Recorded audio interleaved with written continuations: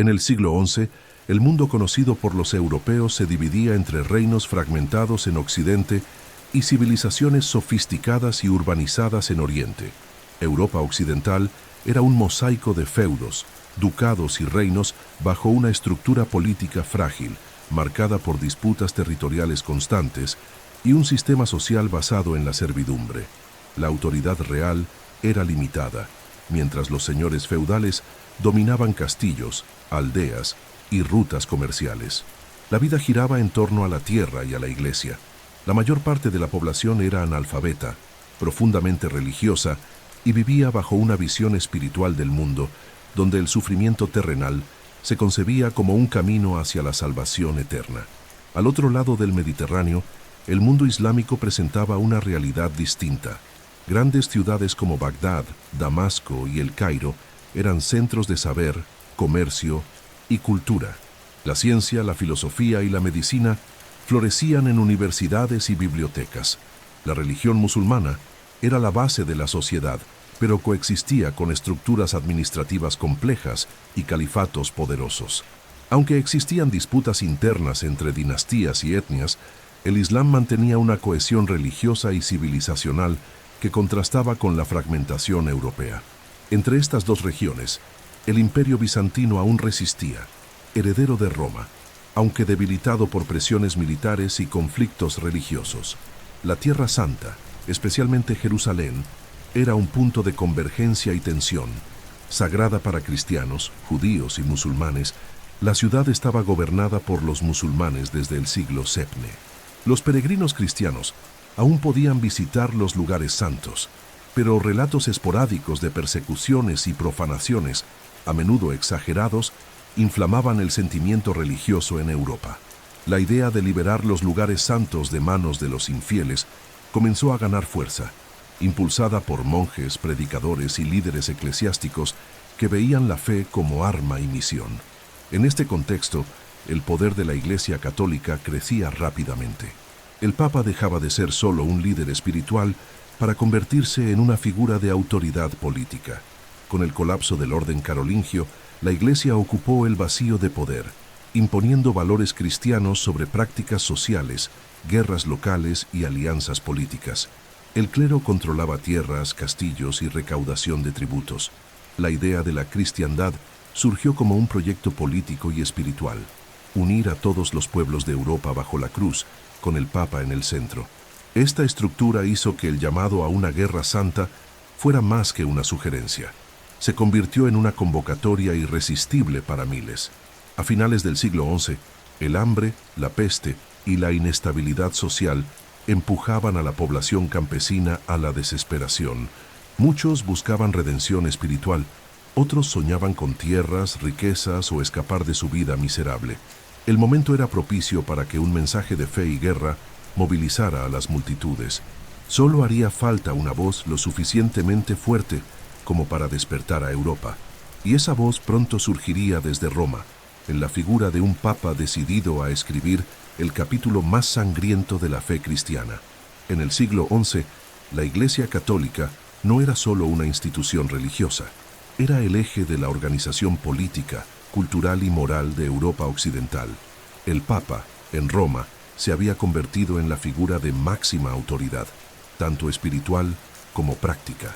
Con la decadencia de los imperios centrales y la fragmentación de la nobleza, el papado asumió el papel de mediador, legislador e incluso guerrero. La fe cristiana no se limitaba a los templos, guiaba las leyes, justificaba guerras y definía la identidad de pueblos enteros. El cristianismo era el fundamento de la unidad europea, y el Papa, su comandante absoluto. El ascenso del papado como poder bélico comenzó con la Reforma Gregoriana, liderada por el Papa Gregorio VII. Esta reforma buscaba centralizar el poder de la Iglesia y eliminar la influencia de reyes y nobles en el nombramiento de obispos y monjes. El conflicto con el Sacro Imperio Romano Germánico, conocido como la cuestión de las investiduras, demostró que el Papa ya no aceptaba subordinación. La Iglesia empezó a afirmar que todo poder legítimo debía derivar de la autoridad espiritual de Roma. Esta visión alimentó el surgimiento de la idea de guerra santa, justificada no por intereses territoriales, sino por la defensa y expansión de la fe cristiana. Cuando el Papa Urbano II convocó el Concilio de Clermont en 1095, su discurso fue cuidadosamente calculado para movilizar a Europa. No habló solo de Jerusalén, sino que denunció crímenes de los musulmanes contra cristianos, invocó el deber sagrado de proteger a los peregrinos y prometió indulgencia plena, es decir, perdón total de los pecados, a quienes tomaran la cruz. Esta promesa revolucionó el concepto de penitencia. Morir en batalla no sería una condena, sino un pasaporte directo al paraíso. El Papa transformó el martirio en gloria y la guerra en devoción. La Iglesia también utilizó símbolos visuales y rituales para intensificar el fervor. Los cruzados eran bendecidos públicamente, marcados con la cruz de Cristo en sus ropas y enviados con liturgias solemnes. Monjes predicadores recorrían aldeas, inflamando a las multitudes con relatos sobre el sufrimiento de los cristianos en Oriente. La retórica era siempre polarizada. Los cruzados serían los guerreros de la luz, los musulmanes, los agentes de las tinieblas. El mensaje era claro y eficaz, llegando a campesinos, caballeros e incluso nobles endeudados, todos en busca de redención u oportunidad. Al convertir la cruz en una bandera de guerra, el papado logró algo inédito: unificar a señores feudales rivales en torno a un objetivo común. Las guerras internas se suspendieron temporalmente, enemigos jurados marcharon codo a codo, unidos por la promesa de gloria eterna. La autoridad papal se fortaleció aún más. Roma no era solo el corazón espiritual de la cristiandad, sino también el centro estratégico de una campaña militar internacional. La cruzada se había convertido en un instrumento de poder político y el Papa en el general supremo de una guerra sin fronteras fijas. Este nuevo paradigma no se limitaría al Oriente. A partir de entonces, el concepto de cruzada se aplicaría a cualquier enemigo de la fe, dentro o fuera de Europa. A partir del Concilio de Clermont, la espada de la Iglesia se desenvainaría no solo contra musulmanes, sino también contra herejes, cismáticos e incluso cristianos considerados desviados. La idea de que el Papa podía declarar la guerra en nombre de Dios se había arraigado. La era de las cruzadas apenas comenzaba y Europa, por primera vez, se movía como un cuerpo unido bajo el mando de un pastor armado. En noviembre de 1095, en la ciudad de Clermont, al sur de Francia, el Papa Urbano II pronunció uno de los discursos más influyentes de la Edad Media. Ante una multitud de obispos, nobles y caballeros, convocó a todos los cristianos de Europa a unirse en una expedición militar para liberar Jerusalén y los lugares sagrados del dominio musulmán. Era una propuesta sin precedentes, una guerra justificada no por tierras o venganza, sino por la fe. Aquel momento marcó el inicio oficial de la Primera Cruzada y cambiaría el curso de la historia europea y oriental. El discurso de Urbano II fue cuidadosamente elaborado. Apeló al deber religioso, al orgullo caballeresco y al miedo al infierno. Afirmó que los musulmanes profanaban altares, violaban mujeres y mataban fieles en las tierras santas. Estas acusaciones, en gran parte exageradas o inexactas, importaban menos por su veracidad que por la emoción que generaban. El Papa sabía qué decir para provocar indignación y deseo de venganza. A cambio de la participación, ofreció algo inédito: indulgencia total. Quien muriera en combate tendría todos sus pecados perdonados. Para una sociedad profundamente cristiana y aterrorizada por la condena eterna, esta promesa era una liberación. La respuesta fue inmediata. Muchos caballeros interpretaron el llamado como un deber de honor. Otros, endeudados o marginados, vieron en la cruzada una oportunidad para empezar de nuevo o enriquecerse. Campesinos escucharon los sermones de monjes itinerantes y se alistaron en masa, incluso sin armas ni entrenamiento. En poco tiempo, miles de hombres, mujeres y niños se preparaban para partir. Esta movilización fue caótica. Grupos autónomos partieron antes de lo previsto, como las llamadas cruzadas populares, lideradas por figuras como Pedro el Ermitaño y Walter sin riquezas. Estos contingentes mal organizados enfrentarían masacres y hambre antes siquiera de llegar a Oriente. La cruz cosida en la ropa se convirtió en una marca de identidad. Quienes aceptaban el llamado decían tomar la cruz, y el gesto se realizaba públicamente en ceremonias religiosas. Las iglesias se convirtieron en centros de reclutamiento y predicación. A lo largo de los caminos, las ciudades comenzaron a recibir multitudes en marcha. La geografía del continente se alteró momentáneamente. Las rutas comerciales se transformaron en corredores militares. Las aldeas acogieron o repelieron a los cruzados. Las tensiones entre cristianos y judíos también aumentaron en este contexto, lo que llevó a masacres en ciudades como Worms y Maguncia, incluso antes de llegar a Oriente. El objetivo principal era Jerusalén, pero la logística de la expedición era compleja. Los ejércitos cruzados no formaban una unidad cohesionada, sino columnas lideradas por nobles de diferentes regiones, con sus propios intereses y disputas. Los líderes principales incluían a Godofredo de Bouillon, Bohemundo de Tarento, Raimundo de Tolosa y otros. Todos se dirigieron a Constantinopla, donde el emperador bizantino Alejo I los recibió con desconfianza. El imperio deseaba ayuda militar, pero no contaba con una movilización de tal magnitud. La relación entre cruzados y bizantinos estaría marcada por alianzas frágiles y promesas que pronto serían rotas. Con el impulso de Clermont, la cristiandad europea transformó su identidad. La idea de que la fe justificaba la violencia ganó legitimidad. Ya no se trataba solo de un conflicto militar, era el nacimiento de un nuevo ideal espiritual, el guerrero de Dios. Por primera vez, Occidente se lanzaba a una campaña armada bajo la bandera de la salvación, impulsado por un papa que unificaba coronas, castillos y campesinos en torno a un objetivo común. Las cruzadas estaban en marcha, y Jerusalén se convertía, más que en un destino, en el símbolo absoluto de la devoción cristiana medieval. La primera cruzada estuvo marcada por la improvisación, la fe extrema y la brutalidad.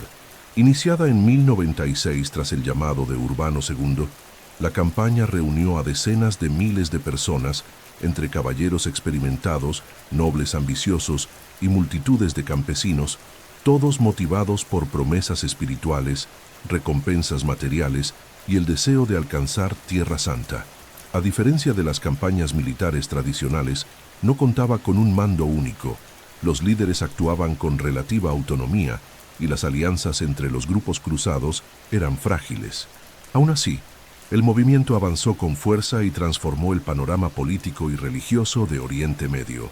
El cruce de Europa rumbo a Constantinopla fue solo el primer desafío.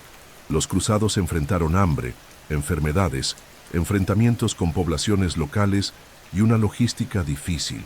Muchos de los primeros grupos populares, sin preparación ni organización, fueron masacrados antes incluso de combatir con los ejércitos musulmanes. Pedro el Ermitaño, por ejemplo, lideró a miles de fieles hasta Anatolia, donde fueron derrotados de forma devastadora por las fuerzas selyúcidas. Estos fracasos iniciales no detuvieron el avance de las fuerzas principales, compuestas por caballeros bien armados y entrenados, que llegaron a la capital bizantina meses después. El emperador Alejo I, en Constantinopla, recibió a los cruzados con reservas. Su objetivo era recuperar territorios perdidos ante los turcos, pero sin permitir que Occidente impusiera dominio directo. A cambio de apoyo logístico y orientación militar, exigió juramentos de fidelidad y la promesa de devolver las tierras conquistadas al Imperio bizantino. Muchos líderes cruzados aceptaron, pero pocos cumplirían. Tras cruzar el Bósforo, los ejércitos avanzaron por Anatolia enfrentando batallas duras, como la victoria en Dorilea, que demostró la capacidad de combate y adaptación de los caballeros occidentales a las tácticas orientales. El asedio a Antioquía, una de las etapas más difíciles de la campaña, duró cerca de 8 meses. La ciudad estaba fuertemente fortificada y era esencial para controlar el paso hacia Jerusalén. Hambre, enfermedades y deserciones marcaron el asedio. Pero en 1098, con la ayuda de un traidor interno, los cruzados lograron entrar en la ciudad. Días después, fueron rodeados por fuerzas musulmanas llegadas de Mosul. El asedio se invirtió. En medio de la desesperación, surgió la leyenda de la lanza del destino, supuestamente descubierta por un monje entre los escombros. Creyendo poseer una reliquia sagrada, los cruzados atacaron a los sitiadores con fervor renovado y ganaron la batalla. El camino hacia Jerusalén siguió siendo arduo. Los ejércitos ya estaban reducidos y agotados. En junio de 1099 llegaron a las murallas de la Ciudad Santa, que estaba bajo control del califato fatimí.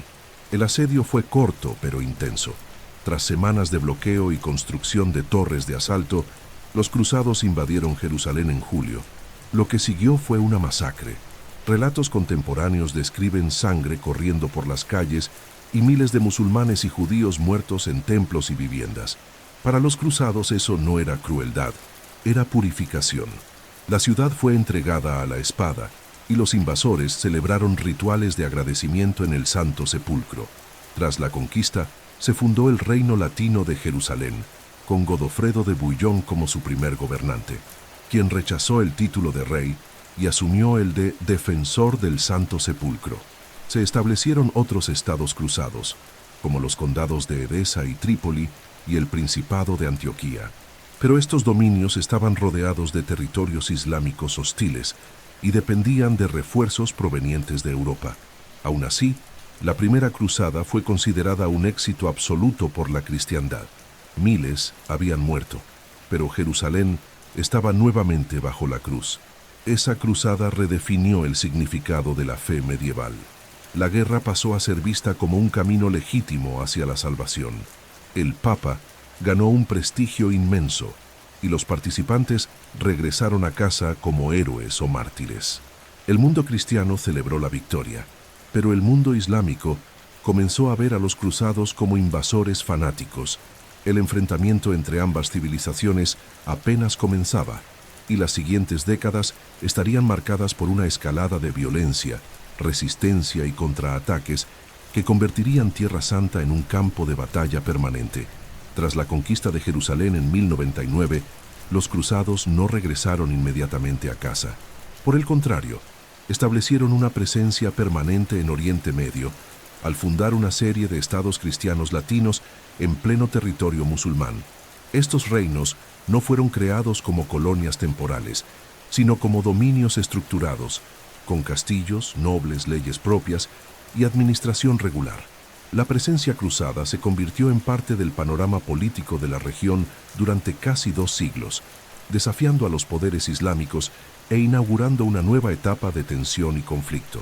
El principal de estos reinos era el Reino Latino de Jerusalén, con sede en la Ciudad Santa. Aunque Godofredo de Bouillon había rechazado el título de rey, su sucesor, Balduino I, fue coronado oficialmente, estableciendo una monarquía feudal a imagen de Europa. El reino se extendía desde la costa hasta partes del interior y controlaba importantes centros religiosos y comerciales. Otras entidades formadas fueron el Condado de Edesa, el Principado de Antioquía y el Condado de Trípoli, cada una con sus estructuras militares y políticas, sostenidas por nobles cruzados y por la inmigración de cristianos europeos. Estos estados enfrentaron grandes desafíos desde el principio. Estaban aislados geográficamente, rodeados por potencias islámicas hostiles, y dependían en gran medida de rutas marítimas para recibir provisiones, armas y refuerzos. La relación con el Imperio bizantino también era inestable. Aunque los bizantinos habían ayudado a los cruzados en un principio, se sintieron traicionados por el control directo que los latinos asumieron sobre territorios que antes pertenecían al imperio. Esta tensión provocó enfrentamientos y alianzas frágiles, dificultando cualquier tipo de coalición defensiva duradera entre cristianos de Occidente y Oriente. La estructura de los reinos cruzados seguía el modelo feudal europeo. El territorio se dividía entre señores vasallos, que recibían castillos, aldeas y obligaciones militares. Muchos de estos señores europeos se instalaron de forma definitiva, casándose con mujeres locales o trayendo a sus familias. La presencia de la iglesia era masiva. Obispos latinos fueron colocados en catedrales antes ocupadas por clérigos orientales. Monasterios y órdenes religiosas recibieron tierras y privilegios. Las estructuras jurídicas combinaban el derecho feudal con adaptaciones para tratar con poblaciones musulmanas, judías y cristianas ortodoxas que seguían viviendo en la región. La convivencia con los pueblos locales era, en ocasiones, pragmática. Musulmanes y cristianos orientales, aunque marginados, eran a menudo tolerados mediante el pago de tributos. El comercio entre comunidades diferentes continuó activo, especialmente en los puertos. También se dieron alianzas puntuales con líderes musulmanes, basadas en intereses estratégicos. Sin embargo, el resentimiento cultural y religioso persistía, alimentando hostilidades constantes. Para los musulmanes, los reinos cruzados eran intrusos impuros. Para los cruzados, la misión de mantener Jerusalén bajo la cruz justificaba cualquier sacrificio. La arquitectura militar de los estados cruzados se convirtió en símbolo de su resistencia. Castillos como Krak de los Caballeros, Margat y Kerak fueron construidos para proteger fronteras e intimidar adversarios. Estas fortalezas eran obras imponentes, con gruesos muros, torres defensivas y reservas de agua y alimentos capaces de resistir largos asedios. No solo ofrecían defensa, sino que también imponían presencia política sobre el territorio. Muchos de estos castillos siguen en pie hoy en día, testigos silenciosos del intento cristiano de consolidar dominio en tierras musulmanas. Con el tiempo, los reinos cruzados se volvieron dependientes del apoyo externo. Las órdenes militares, como los templarios, los hospitalarios y más tarde los teutónicos, surgieron como fuerzas armadas religiosas permanentes, desempeñando un papel central en la defensa de las fronteras y en la organización de la vida social y económica. Combinaban votos monásticos con entrenamiento militar y llegaron a controlar vastas regiones, acumulando poder político y autonomía, lo que transformó profundamente la naturaleza del esfuerzo cruzado. A pesar de las apariencias de estabilidad, los reinos cruzados estaban constantemente amenazados. Las poblaciones locales no los aceptaban como legítimos, y los líderes islámicos comenzaron a organizar respuestas más coordinadas. Con el surgimiento de figuras como Zengi y Nur ad-Din, el proyecto de reconquistar Jerusalén ganó fuerza. La presencia cristiana en Oriente, aunque consolidada por un tiempo, era frágil, y los acontecimientos futuros demostrarían que la supervivencia de los reinos dependería de algo más que muros y fe. Tras la conquista de Jerusalén por los cruzados y el establecimiento de los reinos cristianos en Oriente, el mundo islámico tardó en reaccionar de forma coordinada. Fragmentado por disputas entre sunitas y chiitas, califatos rivales y conflictos regionales, el Islam vivió años de desorganización política mientras los cruzados consolidaban su dominio. Esta división interna dificultaba cualquier intento serio de expulsar a los invasores europeos. Sin embargo, la situación comenzó a cambiar con el ascenso de líderes capaces de unificar fuerzas bajo el ideal de la yihad, la guerra sagrada en defensa del Islam. La figura central de esta nueva fase fue Zengi, atabeg de Mosul y Alepo. Ambicioso y estratega, comprendió que la presencia cruzada representaba más que una amenaza territorial. Era una afrenta a la fe musulmana. En 1144, lanzó un ataque decisivo contra el condado de Edesa, el más vulnerable de los estados cruzados. La ciudad, mal defendida y aislada, cayó tras un rápido asedio. La conquista fue simbólica y estratégica. Por primera vez, una capital cruzada había sido reconquistada. La noticia sacudió profundamente a la Europa cristiana y reavivó el temor de que todos los territorios bajo la cruz estuvieran en peligro inminente. La caída de Edesa fue un hito psicológico. Demostró que los reinos cruzados no eran invencibles y que el Islam podía reorganizarse.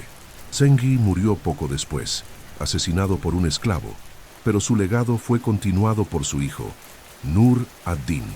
Más que un guerrero, Nur ad-Din fue un reformador. Estableció políticas de unificación entre musulmanes sunitas, promovió la religiosidad popular, construyó escuelas y hospitales, y reforzó el discurso de la yihad como deber de todos los creyentes. Logró reunir Alepo y Damasco bajo un mismo gobierno, creando una base sólida para futuras campañas contra los cruzados. Mientras tanto, los cristianos respondieron con la Segunda Cruzada, convocada en 1147 por el Papa Eugenio III, con el apoyo de figuras como el rey Luis VII de Francia y el emperador Conrado III del Sacro Imperio. Pero la cruzada fue un fracaso.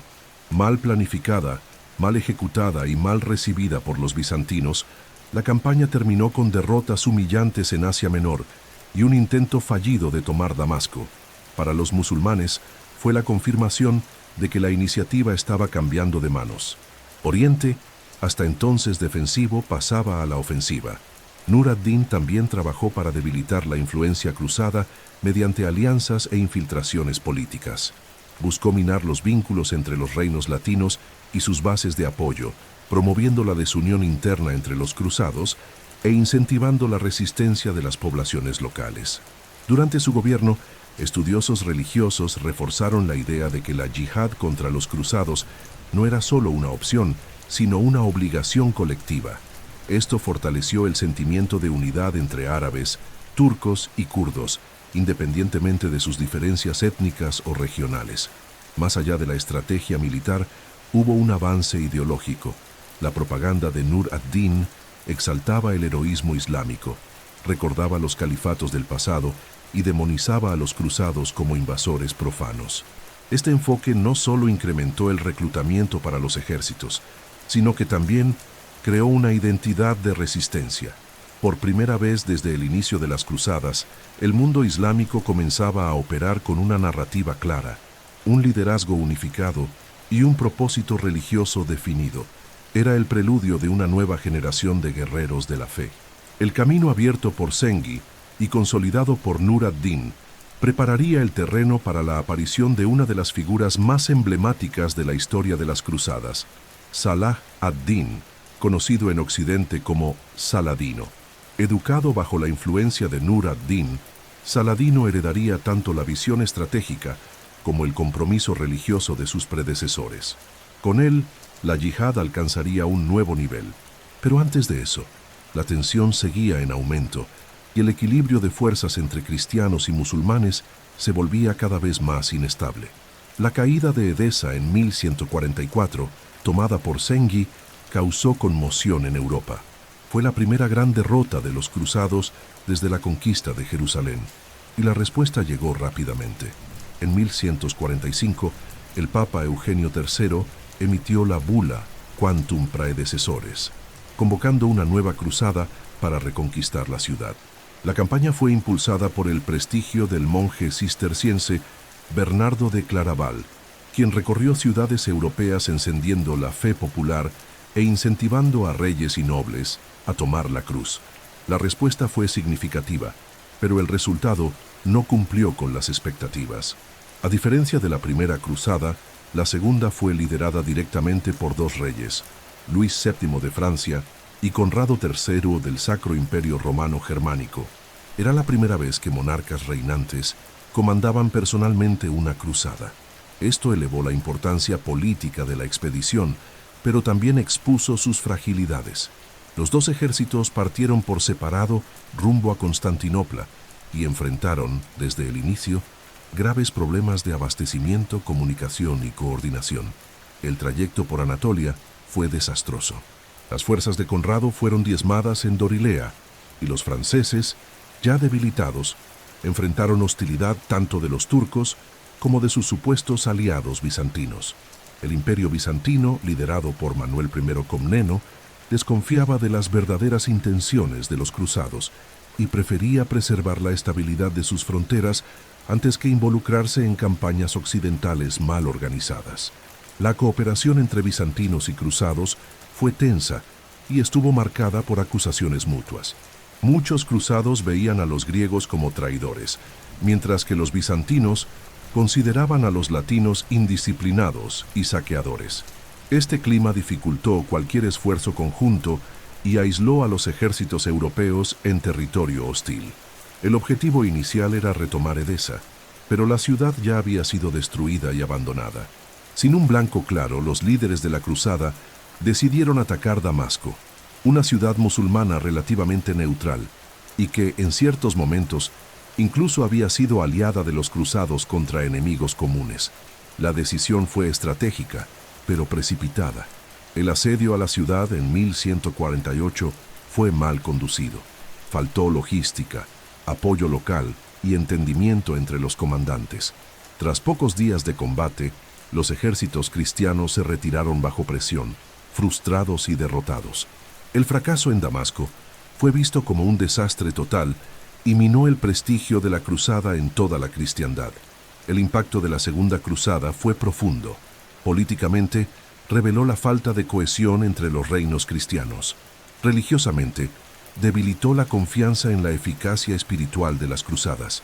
El pueblo europeo, que había depositado esperanza y fe en sus líderes eclesiásticos y reales, se enfrentó a una derrota sin gloria ni recompensa. Para el mundo islámico, la campaña reafirmó la fuerza de la resistencia musulmana y la fragilidad del ideal cristiano cuando no está sustentado por unidad estratégica y disciplina militar. La derrota también tuvo consecuencias indirectas. Alentó a nuevos líderes musulmanes a expandir su influencia. Entre ellos destacaba Nur ad-Din, quien consolidó aún más su dominio en Siria y comenzó a preparar el terreno para futuras ofensivas. Al mismo tiempo, la presencia cruzada en Oriente entraba en un período de estancamiento. Sin refuerzos significativos y con las rutas comerciales y de peregrinación amenazadas, los reinos cristianos comenzaban a mostrar señales de desgaste y aislamiento. La Segunda Cruzada, por tanto, demostró que la fe por sí sola no bastaba.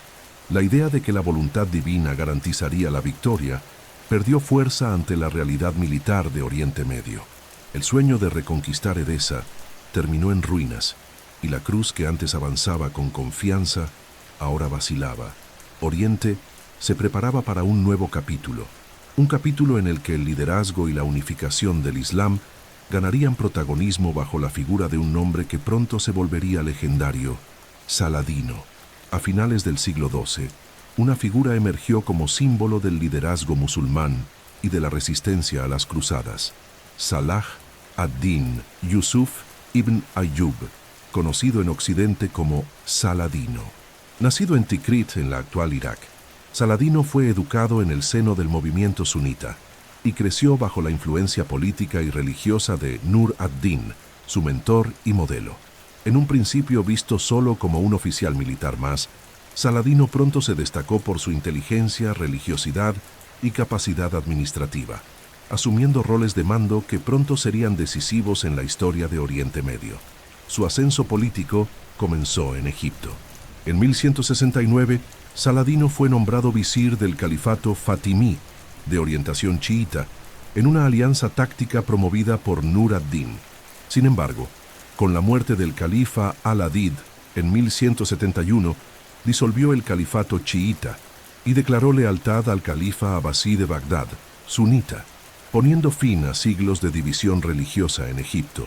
La unificación bajo el sunismo le permitió ampliar su autoridad con base en la legitimidad religiosa.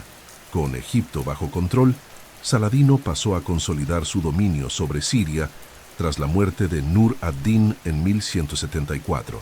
En pocos años, unificó Egipto, Siria, partes de Mesopotamia y el Hiyaz bajo un mando centralizado. Con el poder islámico unificado, Saladino centró su atención en el gran objetivo de la yihad, la liberación de Jerusalén. Pero a diferencia de líderes anteriores, combinaba la prudencia política con el fervor religioso. Evitaba enfrentamientos innecesarios y priorizaba el fortalecimiento militar y diplomático.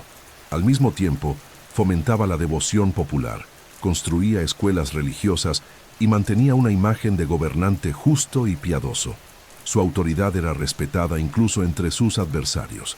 Saladino no era solo un general, era un estadista comprometido con la restauración del Islam como fuerza central del mundo árabe. El enfrentamiento decisivo contra los cruzados ocurrió en 1187, en la batalla de Hattin, cerca del mar de Galilea. Los reinos cristianos de la región, debilitados por rivalidades internas y mala administración, reaccionaron mal ante una provocación planificada por Saladino.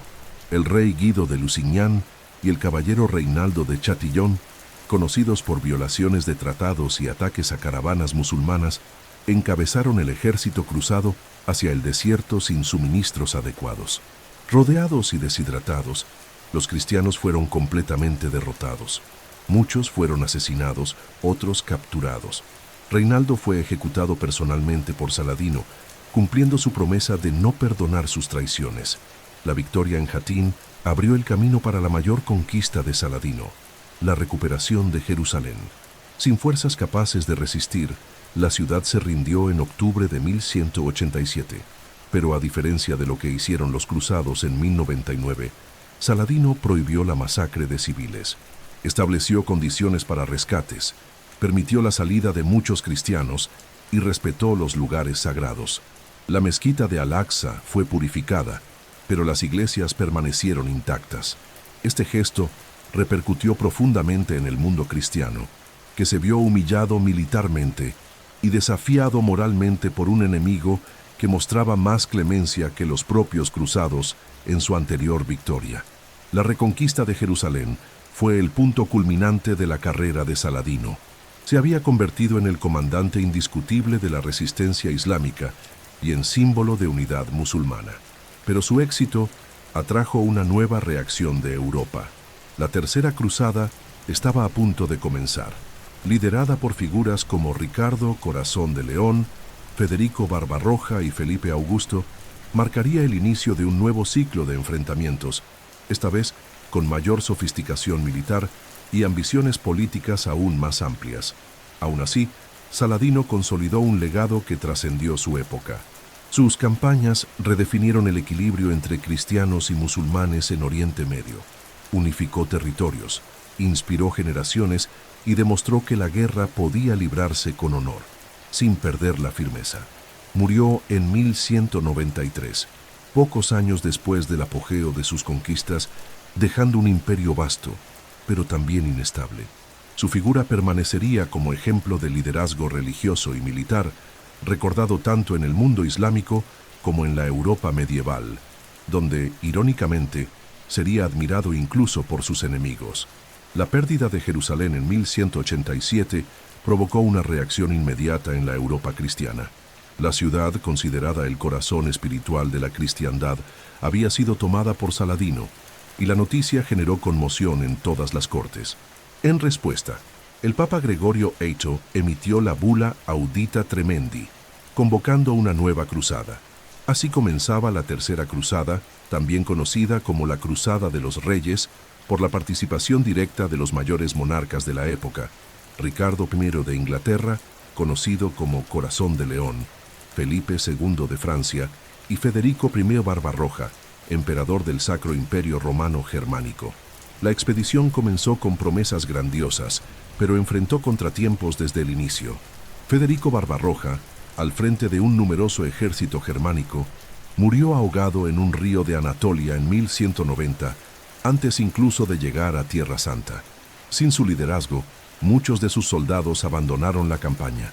La alianza entre Ricardo y Felipe también fue inestable. Rivalidades políticas y desconfianzas mutuas llevaron al rey francés a regresar a Europa tras la toma de Acre, dejando a Ricardo con la mayor parte de la responsabilidad militar. A pesar de las dificultades, la Tercera Cruzada logró importantes victorias militares. Ricardo conquistó la isla de Chipre, transformándola en una base estratégica para los cruzados. Luego lideró el asedio y la captura de Acre, una de las principales ciudades portuarias bajo control musulmán. La victoria fue dura y las negociaciones con Saladino sobre la rendición de prisioneros fracasaron. Como resultado, Ricardo ordenó la ejecución de unos 700 musulmanes, un episodio que marcó profundamente el tono de la cruzada y dejó cicatrices en las relaciones entre ambos bandos. El enfrentamiento entre Ricardo y Saladino se convirtió en el centro simbólico de la cruzada. Aunque nunca se enfrentaron directamente en combate singular, los dos comandantes protagonizaron una serie de batallas y negociaciones a lo largo de la costa palestina. La más importante fue la batalla de Arsuf, en 1191, en la cual Ricardo derrotó a los ejércitos de Saladino, recuperando el control de la región entre Acre y Jaffa. A pesar de las victorias, no logró avanzar hasta Jerusalén. La ciudad permaneció fuera de alcance, protegida por un ejército reorganizado y un sistema defensivo eficaz. Las negociaciones entre los dos líderes revelaron respeto mutuo, aunque con mucha tensión. Saladino ofreció concesiones religiosas, como el derecho de peregrinación para los cristianos en Jerusalén. Ricardo, presionado por limitaciones logísticas y conflictos internos en Inglaterra, terminó aceptando un acuerdo. En 1192 se firmó el Tratado de Jaffa, que garantizaba una tregua de 3 años. Jerusalén permanecería bajo control musulmán, pero los peregrinos cristianos tendrían libre acceso a la ciudad y a los lugares sagrados. La Tercera Cruzada no alcanzó su objetivo principal, recuperar Jerusalén, pero evitó la pérdida total de los reinos cruzados y consolidó la reputación de Ricardo como líder militar. Su habilidad estratégica y su coraje en el campo de batalla se volvieron legendarios. Saladino, por su parte, reforzó su imagen de soberano magnánimo y defensor del Islam. Ambos dejaron el campo de batalla como figuras más grandes que cuando llegaron, aunque en lados opuestos de la fe y la historia. La campaña reveló los límites del ideal cruzado, la falta de unidad entre los reyes cristianos, los altos costos y el desgaste logístico demostraron que las cruzadas no dependían solo de la fe, sino también de planificación y liderazgo consistente. El equilibrio entre cristianos y musulmanes parecía haberse restablecido, pero era inestable. Las disputas continuarían, y la esperanza de recuperar Jerusalén por la fuerza volvería a surgir. La Guerra Santa aún no había terminado. La Cuarta Cruzada, convocada a finales del siglo XII, tenía como objetivo inicial reconquistar Jerusalén, aún bajo control musulmán. Sin embargo, a diferencia de las campañas anteriores, se desvió completamente de su propósito original. Lo que comenzó como una expedición religiosa terminó en un ataque brutal contra la mayor ciudad cristiana del mundo oriental, Constantinopla, capital del Imperio Bizantino. Este episodio marcó una ruptura irreparable entre los cristianos de Occidente y Oriente y manchó para siempre la idea de cruzada como Guerra Santa. La cruzada fue proclamada en 1198 por el Papa Inocencio III, uno de los pontífices más influyentes de la Edad Media. Pretendía restaurar la gloria de las cruzadas y recuperar Jerusalén, pero desde el inicio, el proyecto enfrentó dificultades prácticas. La mayor de ellas fue el transporte. Para llegar al Levante, los cruzados necesitaban barcos a gran escala. Recurrieron a la poderosa República de Venecia, que ofreció su flota a cambio de un pago. Sin embargo, los cruzados no lograron reunir la suma prometida. Como compensación por la deuda, los venecianos propusieron una solución alternativa: atacar Zara, ciudad cristiana rival de Venecia. Ese ataque, ocurrido en 1202, fue el primer desvío evidente de la cruzada. Zara era una ciudad cristiana católica, y aún así, fue saqueada por los propios cruzados. El Papa excomulgó a los participantes, pero el movimiento continuó, ahora marcado por intereses económicos y políticos. Poco después, surgió una nueva propuesta: ayudar a un príncipe bizantino exiliado, Alejo IV, a recuperar el trono de Constantinopla.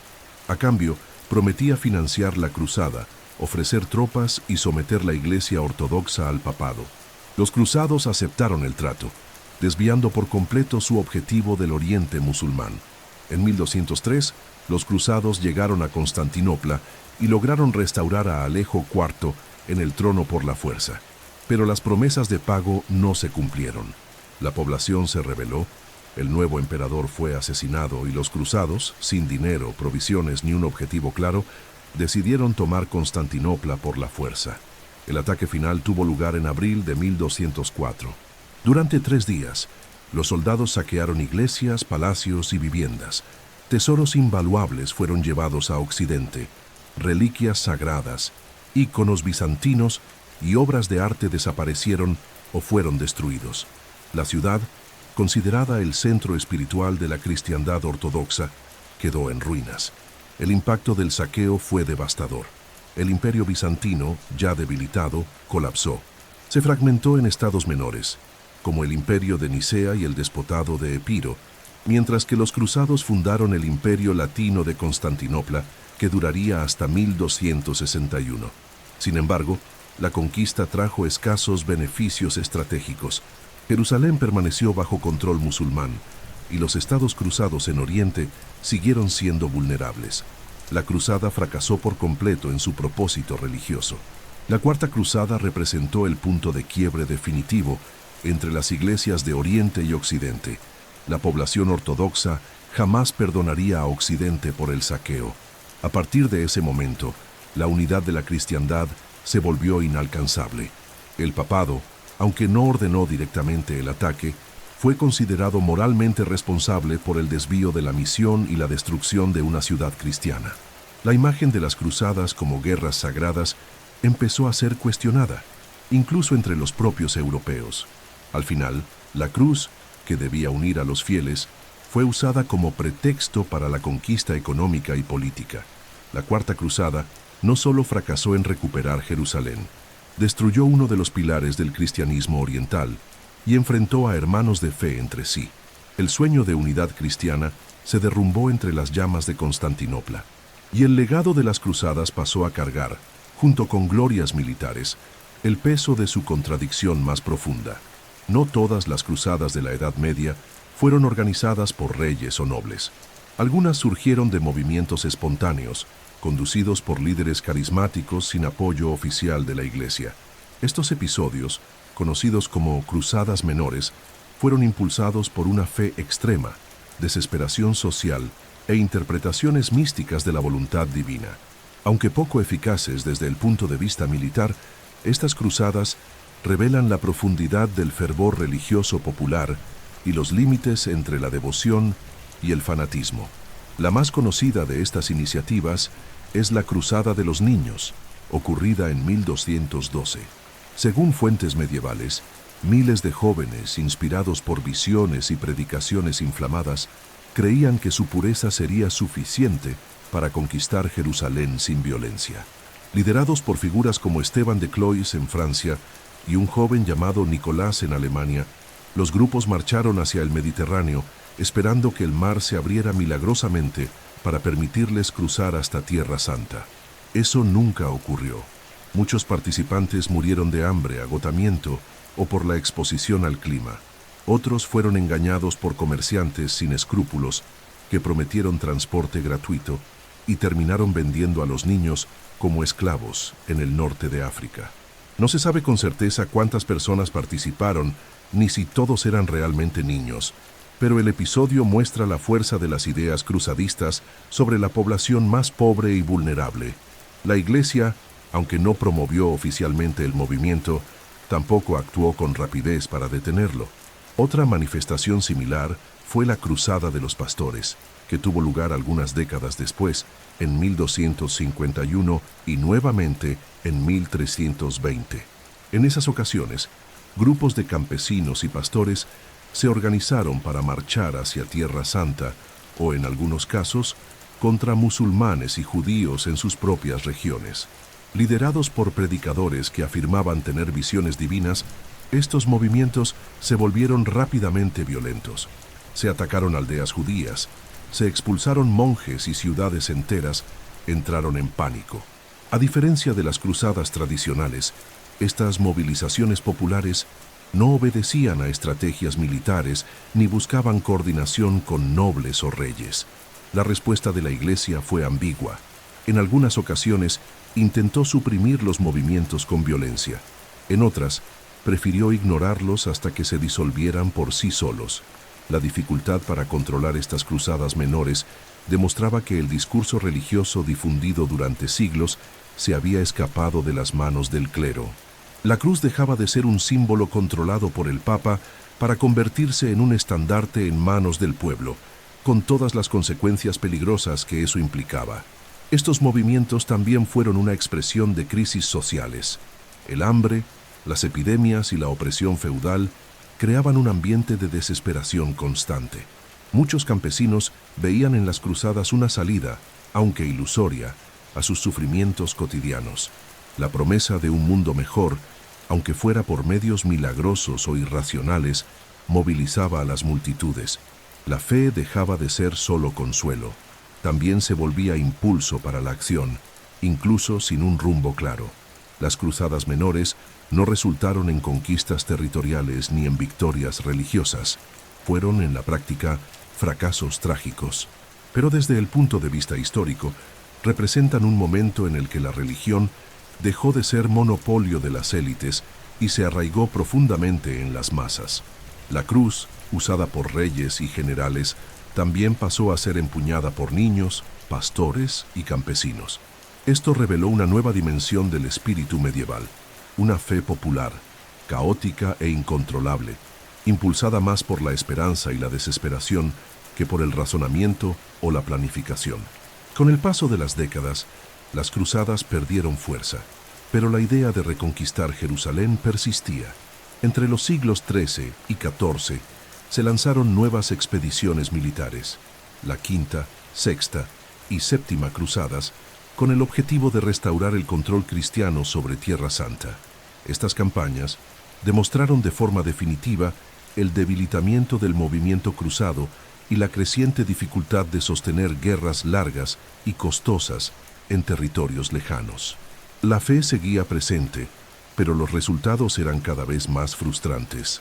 La Quinta Cruzada fue convocada en 1213 por el Papa Inocencio III, uno de los más activos defensores de la Guerra Santa. El plan era estratégico: atacar Egipto, base económica y política de los ayubíes, la dinastía fundada por Saladino, y avanzar luego hacia Palestina. En 1218, los cruzados sitiaron Damieta, una ciudad portuaria clave en el delta del Nilo. Tras meses de combates, lograron conquistarla en 1219. Pero la victoria fue mal administrada. Ignorando propuestas de negociación, los líderes cruzados decidieron marchar hacia el Cairo en plena crecida del Nilo. El avance fue un desastre. Rodeados, hambrientos y desorganizados, fueron obligados a rendirse. Damieta fue devuelta y la cruzada terminó en fracaso. La Sexta Cruzada, iniciada en 1228, tomó un camino inusual.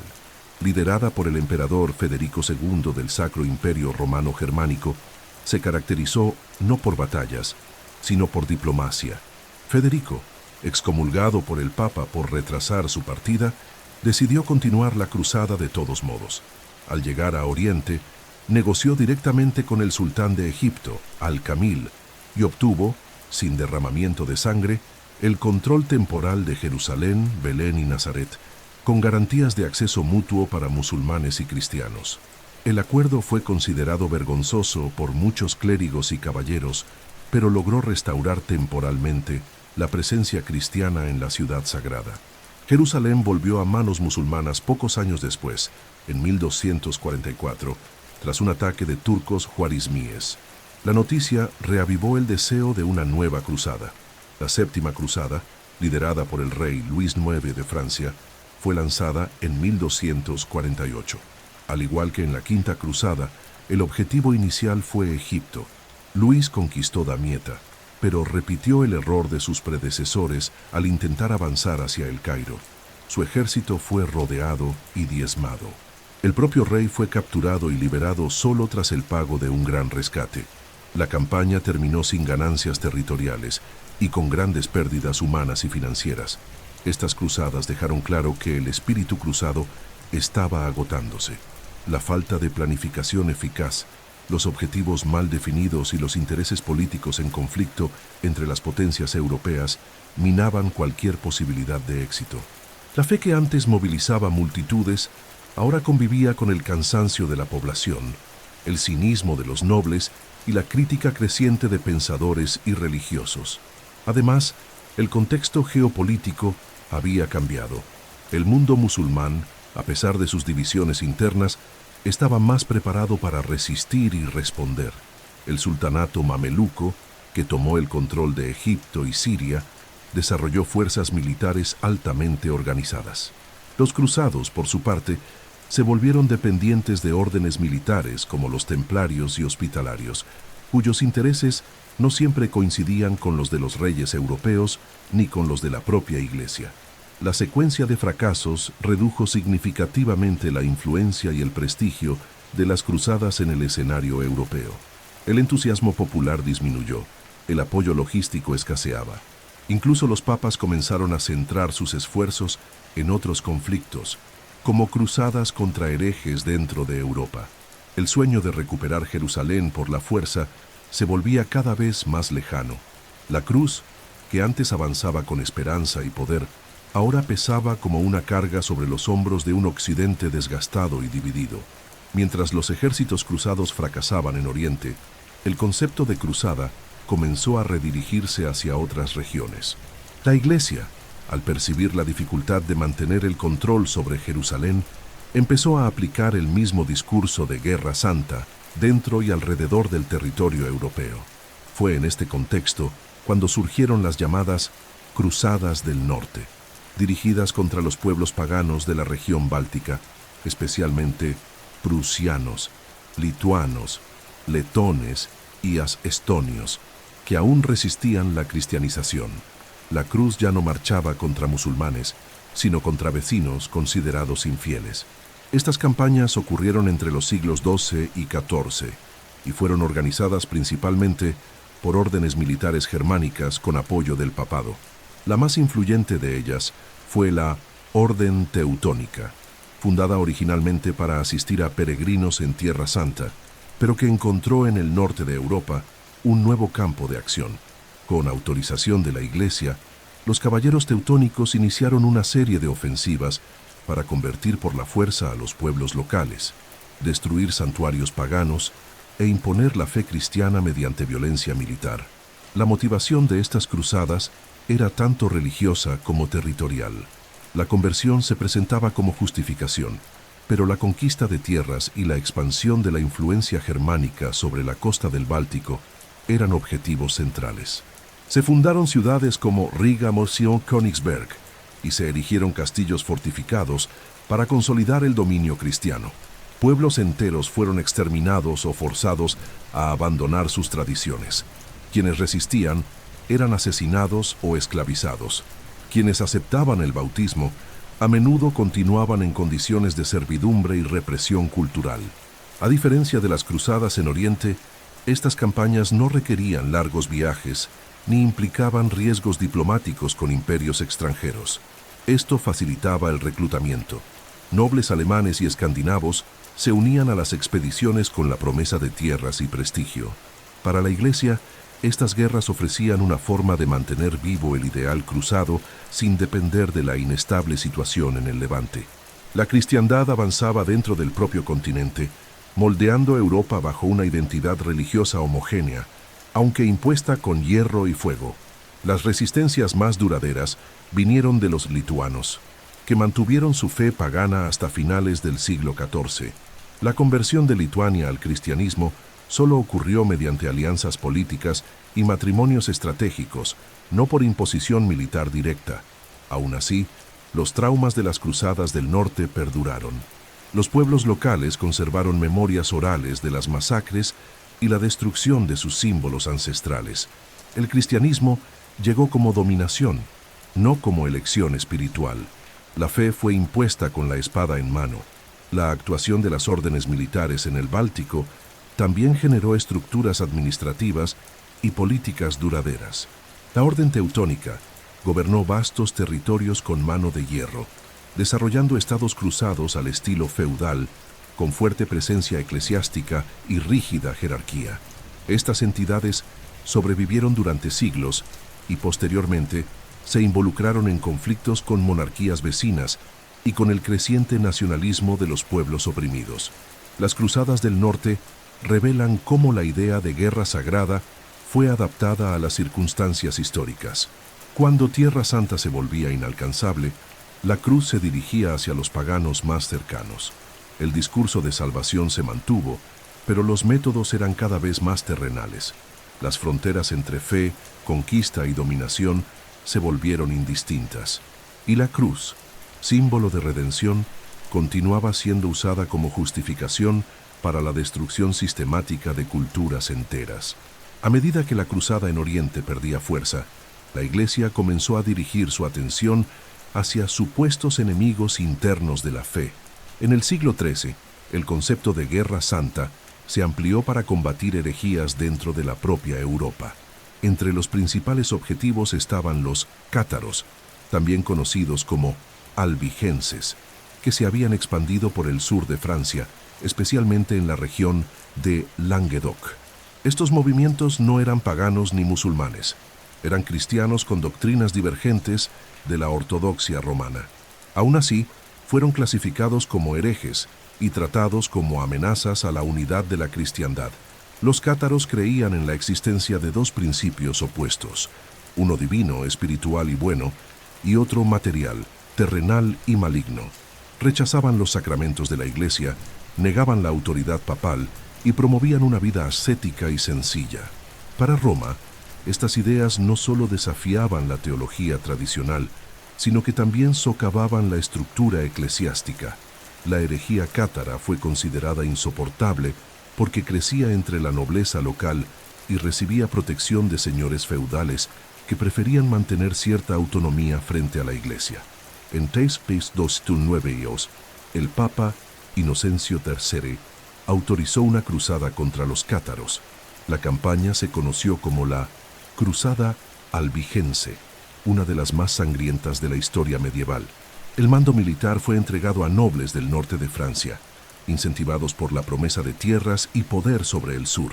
El ataque comenzó con el sitio a la ciudad de Béziers, donde miles de personas fueron masacradas indiscriminadamente, cátaros y católicos, hombres, mujeres y niños.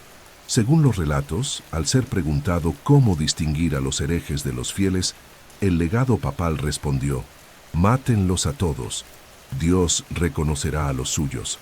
El avance de las tropas cruzadas devastó la región de Languedoc.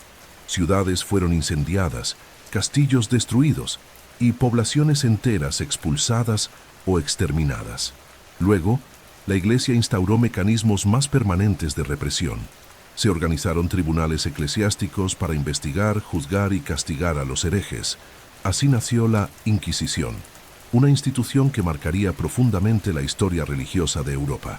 Los inquisidores, generalmente monjes dominicos, tenían autonomía para interrogar a sospechosos, aplicar castigos y confiscar bienes. La simple sospecha de herejía podía resultar en prisión, tortura o ejecución pública. La represión contra los cátaros duró décadas. El movimiento fue oficialmente erradicado a finales del siglo XIII, pero la región de Languedoc nunca volvió a ser la misma. Culturalmente rica y lingüísticamente distinta, fue integrada a Francia bajo dominio directo de la monarquía y control eclesiástico desde Roma. El sur perdió su autonomía, su diversidad religiosa y gran parte de su identidad local. Las cruzadas internas demuestran que la violencia religiosa no se limitaba al enfrentamiento con el Islam. La propia cristiandad era objetivo cuando se alejaba de la doctrina oficial. La cruz pasó a utilizarse contra quienes pensaban distinto, incluso profesando la fe en Cristo. La unidad de la Iglesia se convirtió en una cuestión de fuerza, no de consenso. La intolerancia fue elevada a la categoría de política institucional. Con ello, el concepto de cruzada se amplió. Cualquier guerra contra la herejía podía ser justificada como cruzada. La fe dejó de ser escudo para convertirse en espada. A partir de entonces, la Edad Media entraba en una nueva etapa, la de la persecución sistemática de las desviaciones internas, donde la salvación del alma exigía, cada vez más, el control absoluto del pensamiento. Las cruzadas dejaron huellas profundas en la historia medieval. A lo largo de 2 siglos, las guerras santas provocaron millones de muertes, desplazamientos de poblaciones, destrucción de ciudades enteras y cambios duraderos en las relaciones entre religiones, reinos y culturas. Aunque su objetivo declarado era espiritual, la conquista y defensa de los lugares sagrados, sus consecuencias reales fueron políticas, económicas, sociales e ideológicas. El legado de las cruzadas es complejo y contradictorio, mezclando avances con brutalidades, intercambios culturales con episodios de fanatismo extremo. En el plano demográfico, las pérdidas humanas fueron gigantescas. Los cruzados murieron en batallas, enfermedades, travesías marítimas y asedios prolongados. Las poblaciones musulmanas, judías y cristianas ortodoxas fueron masacradas en varias campañas, especialmente en las primeras cruzadas y en aquellas emprendidas sin control centralizado. Las cruzadas menores, lideradas por campesinos y fanáticos, también contribuyeron a una mortandad indiscriminada. La guerra librada en nombre de la fe no respetó distinciones entre combatientes y civiles. Culturalmente, hubo impactos inesperados. El contacto entre Occidente y Oriente propició intercambios de conocimientos. Los cruzados, al llegar a ciudades como Damasco, Bagdad y El Cairo, se encontraron con niveles de sofisticación científica, médica y arquitectónica muy superiores a los de la Europa feudal. Técnicas agrícolas, instrumentos matemáticos, textos filosóficos y obras médicas fueron introducidos gradualmente en Occidente. Muchos de estos conocimientos fueron traducidos del árabe al latín e influyeron en el renacimiento urbano e intelectual de la Baja Edad Media. El comercio también se transformó. Ciudades italianas como Venecia, Génova y Pisa se enriquecieron al proporcionar barcos, armas, alimentos y servicios logísticos a los cruzados.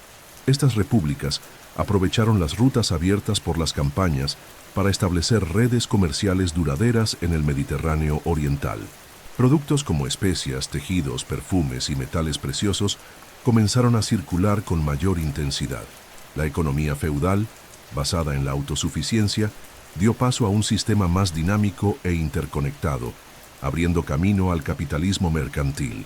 Sin embargo, estos intercambios ocurrieron en medio del crecimiento del fanatismo. Las cruzadas intensificaron el odio entre religiones. La visión del Islam como enemigo absoluto de la fe cristiana fue reforzada por siglos de retórica y combate. Por otro lado, el mundo musulmán también comenzó a ver a Occidente como un invasor bárbaro e implacable. Ese antagonismo se prolongó mucho más allá del fin de las cruzadas, influyendo en la memoria colectiva y los discursos políticos de generaciones posteriores.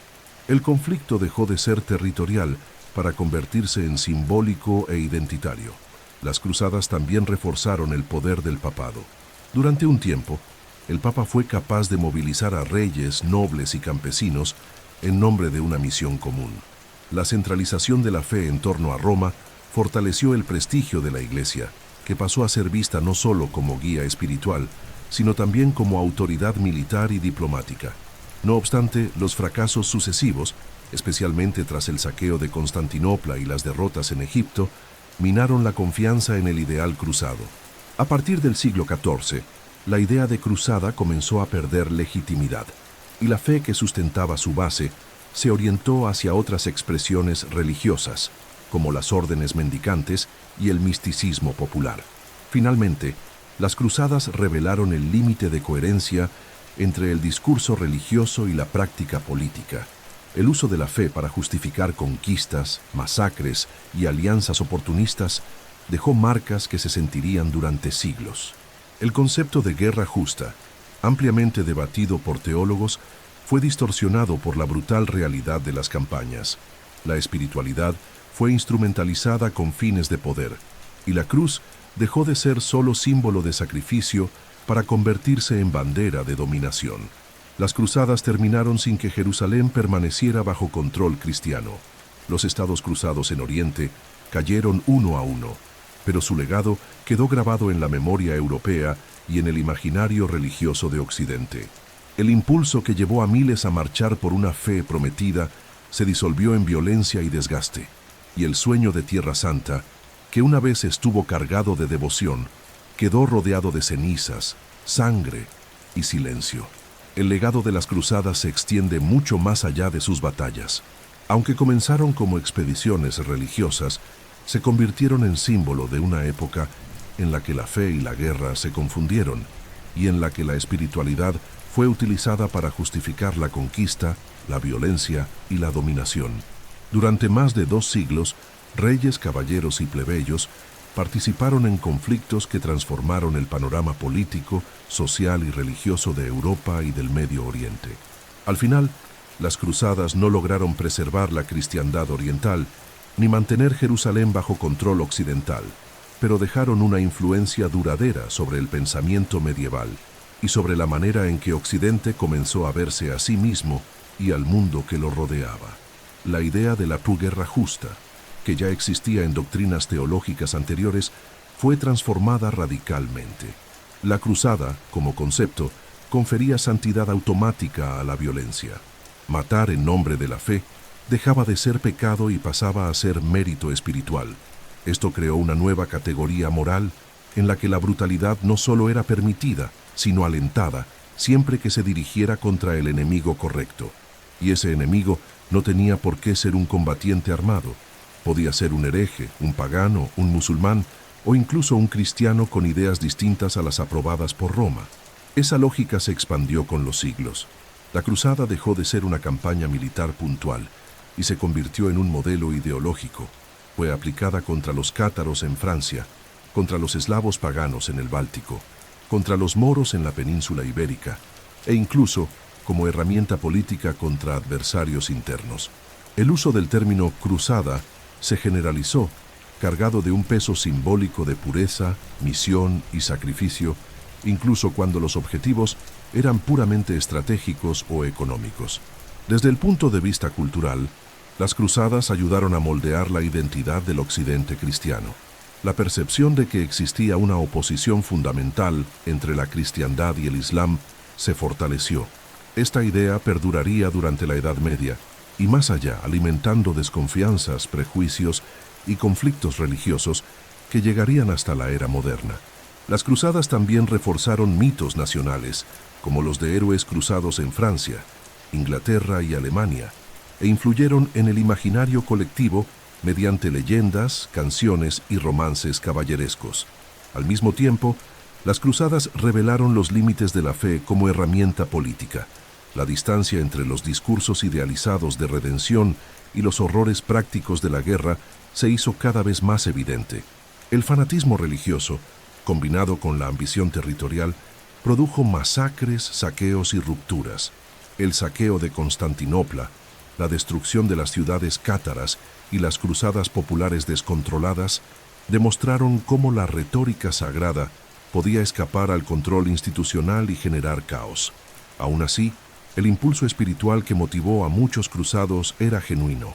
Para miles de personas, tomar la cruz era un gesto de devoción, de renuncia y de esperanza. Hombres y mujeres caminaron miles de kilómetros, enfrentaron hambre, sed, enfermedades y muerte, creyendo que servían a un propósito eterno. Esa dimensión humana, marcada por la fe sincera, coexistió con los intereses políticos y económicos que impulsaban a los líderes. El ideal cruzado fue al mismo tiempo expresión de un deseo profundo de conexión con lo sagrado e instrumento de dominación y control. El mito de la cruzada permanece vivo en muchas culturas, ya sea como símbolo de sacrificio o como advertencia contra los peligros del fanatismo. Su legado no es simple ni unificado.